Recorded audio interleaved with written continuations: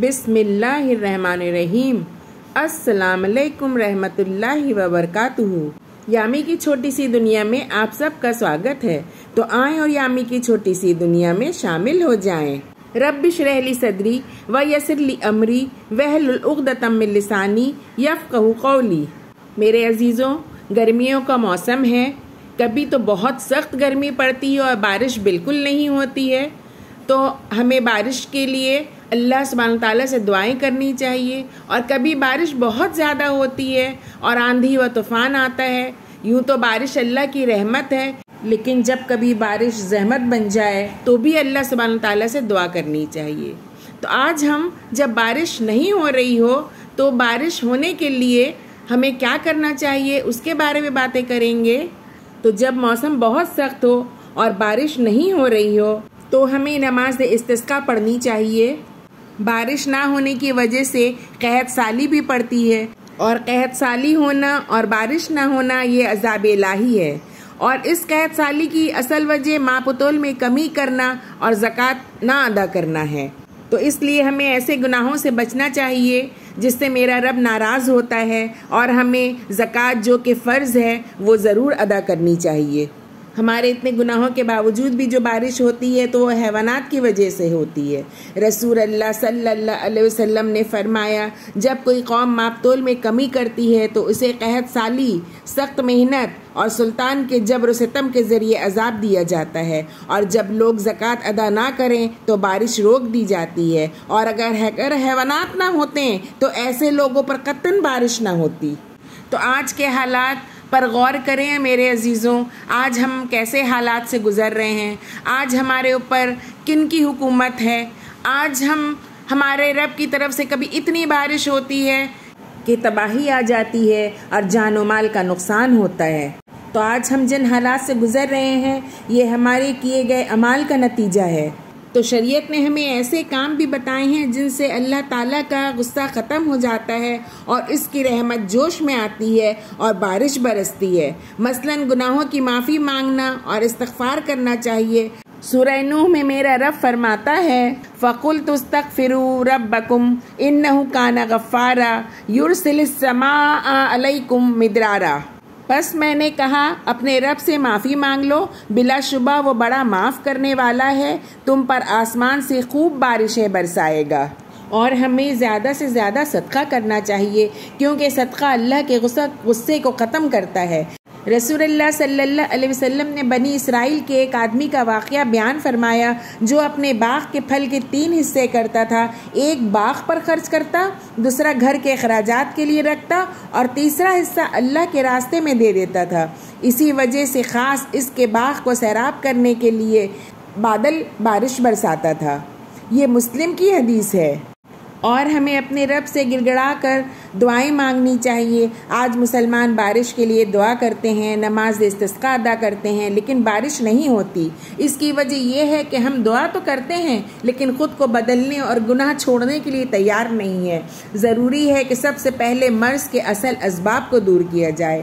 بارش طلب کرنے کے 2 طریقے ہیں، ایک دعا کرنا اور دوسرا نماز ادا کرنا، اور اسی کو نماز استسقاء کہا جاتا ہے۔ اگر مسلمانوں کو بارش کی ضرورت ہو تو اس کے لیے اللہ سے دعا کرنی چاہیے۔ ضرورت کے وقت کسی بھی وقت بارش کی دعا کی جا سکتی ہے۔ بارش کی دعا خطبہ جمعہ میں کی جائے تو بہتر ہے۔ بارش کے لیے انفرادی طور پر دعا مانگنا بھی جائز ہے، کیونکہ رسول اللہ صلی اللہ علیہ وسلم نے ایک آدمی کے کہنے پر بارش کی دعا مانگی تھی۔ اور بارش کی دعا اجتماعی طور پر کرنا بھی جائز ہے، کیونکہ رسول اللہ صلی اللہ علیہ وسلم نے خطبے کے دوران میں ممبر پر دعا فرمائی اور لوگوں نے بھی آپ کے ساتھ دعا کی۔ بارش کی دعا کسی نیک آدمی سے بھی کروائی جا سکتی ہے، جیسا کہ ایک صحابہ کے کہنے پر رسول اللہ صلی اللہ علیہ وسلم نے دعا کی۔ دعا استسقاء میں اس قدر ہاتھ اٹھانے چاہیے کہ آدمی کی بغلیں نظر آنے لگیں۔ حضرت انس رضی اللہ عنہ فرماتے ہیں، میں نے رسول اللہ صلی اللہ علیہ وسلم کو دیکھا کہ آپ اس قدر ہاتھ اٹھا کر دعا کر رہے تھے کہ آپ صلی اللہ علیہ وسلم کی بغلوں کی سفیدی نظر آ رہی تھی۔ اسے مسلم نے روایت کیا ہے۔ استسقاء کے لیے کچھ دعائیں ہیں، ان میں سے ایک دعا یہ ہے کہ اللہم اسقنا، اللہم اسقنا، اللہم اسقنا، اے اللہ ہمیں پانی پلا، اے اللہ ہمیں پانی پلا، اے اللہ ہمیں پانی پلا۔ اسے بخاری نے روایت کیا ہے۔ یہ بھی دعا ہے، اللہم اسقنا غیثا مغیثا مریثا مریا نافعا غیر ضار عاجلا غیر آجل۔ اے اللہ ہمیں پانی پلا، ہمارے اوپر ایسی بارش نازل کر جو ہماری تشنگی ختم کر دے، ہلکی پھوار بن کر غلہ اگانے والی، نفع بخش ہو، نقصان دینے والی نہ ہو، جلدی آنے والی ہو نہ کہ دیر لگانے والی۔ یہ ابو داؤد کی حدیث ہے۔ ایک دعا یہ بھی ہے، اللہم اسقی عبادک و بہائمک وانشر رحمتک و احیی بلادک المیت۔ اے اللہ اپنے بندوں اور جانوروں کو پانی پلا اور اپنی رحمت پھیلا دے اور اپنے مردہ بنجر شہروں کو زندہ آباد کر دے۔ یہ بھی ابو داؤد کی حدیث ہے۔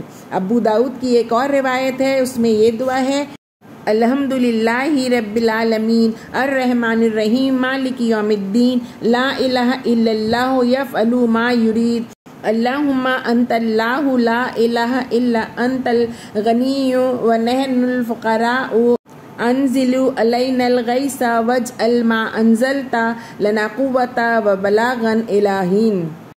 تمام تعریف اللہ کے لیے ہے جو سب جہانوں کا پروردگار ہے، بے حد مہربان، نہایت رحم والا ہے، قیامت کے دن کا مالک ہے۔ اے اللہ تو اللہ ہے، تیرے سوا کوئی سچا معبود نہیں، تو غنی ہے اور ہم فقیر و محتاج ہیں، ہمارے اوپر بارش برسا اور جو بارش تو برسائے اسے ہمارے لیے ایک مدت تک قوت اور مقاصد تک پہنچنے کا ذریعہ بنا۔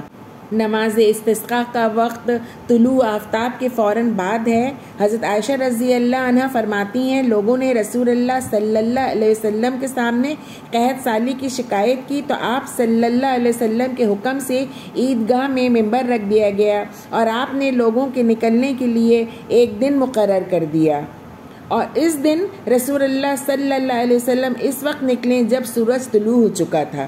آپ صلی اللہ علیہ وسلم ممبر پر تشریف فرما ہوئے، پھر اللہ کی کبریائی اور حمد و ثنا کی، پھر یہ دعا کرنے لگے، الحمدللہ رب العالمین الرحمن الرحیم مالک یوم الدین لا الہ الا اللہ یفعل ما یرید اللہم انت اللہ لا الہ الا انت الغنی ونحن الفقراء انزل علینا الغیث واجعل ما انزلت لنا قوۃ وبلاغا الی حین۔ تمام تعریف اللہ کے لیے ہے جو سب جہانوں کا پروردگار ہے، بے حد مہربان، نہایت رحم والا ہے، قیامت کے دن کا مالک ہے۔ اے اللہ تو اللہ ہے، تیرے سوا کوئی سچا معبود نہیں، تو غنی ہے اور ہم فقیر و محتاج ہیں، ہمارے اوپر بارش برسا اور جو بارش تو برسائے اسے ہمارے لیے ایک مدت تک قوت اور مقاصد تک پہنچنے کا ذریعہ بنا۔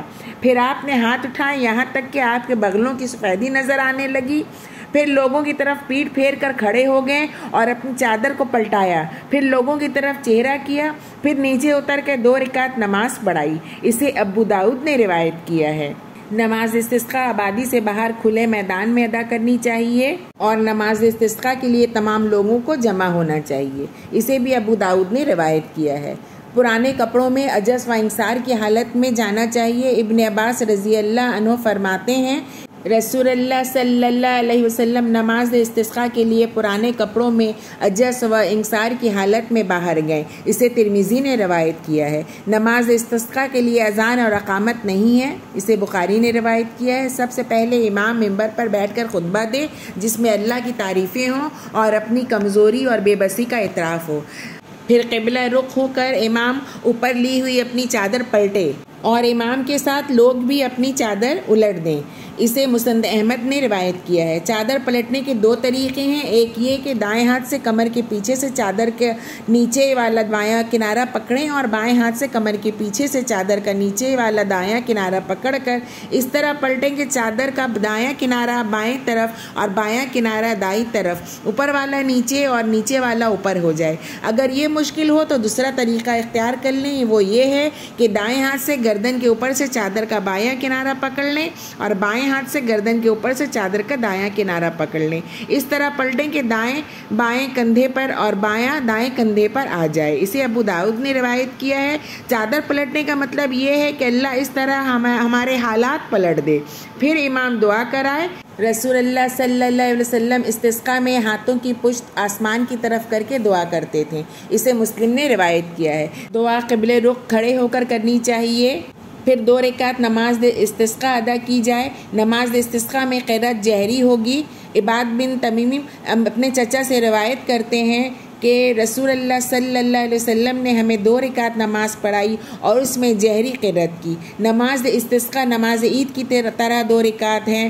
حضرت ابن عباس رضی اللہ عنہ فرماتے ہیں رسول اللہ صلی اللہ علیہ وسلم نے نماز استسقاء کی 2 رکعت عید کی طرح پڑھائیں۔ اسے ترمذی نے روایت کیا ہے۔ تو کتاب و سنت کی روشنی میں ہمیں کیا پتہ چلا کہ ہمیں اگر بارش نہیں ہو رہی ہو تو نماز استسقاء پڑھنی چاہیے، اپنے رب سے گڑ گڑا کر دعائیں مانگنی چاہیے، اپنے گناہوں کی غلطیوں کی معافی مانگنی چاہیے، استغفار کرنا چاہیے، اور کوئی ایسا عمل نہیں کرنا چاہیے جو بدعت ہو۔ بہت سے لوگ اس میں ٹوٹکے کرتے ہیں، کوئی ٹونا و ٹوٹکا نہیں کرنا چاہیے، یہ سب گناہ ہیں، ان گناہوں سے بچنا چاہیے۔ تو آخر میں اپنے رب سے دعا کرتی ہوں کہ یا اللہ سبحانہ تعالیٰ ہمیں کتاب و سنت پر چلنے کی توفیق عطا فرما، ہمیں ہر اس عمل سے دور رکھ جس سے تو ناراض ہو، ہمیں ہر اس عمل کو کرنے کی توفیق عطا فرما جس سے تو راضی ہو۔ یا اللہ ہمیں صحیح کہنے، صحیح سننے اور صحیح سمجھنے کی توفیق عطا فرما اور ان پر عمل کرنے کی، آمین یا رب العالمین۔ آپ سب کو میرا یہ ویڈیو پسند آیا ہو تو لائک کریں، شیئر کریں، سبسکرائب کریں، بیل آئیکن میں کلک کریں اور کمنٹ کے ذریعے مجھے اپنے قیمتی مشوروں سے نوازیں۔ خوش رہیں، اپنا خیال رکھیں، اگلے ویڈیو میں پھر بہت جلد ملاقات ہوگی، تب تک کے لیے اللہ حافظ۔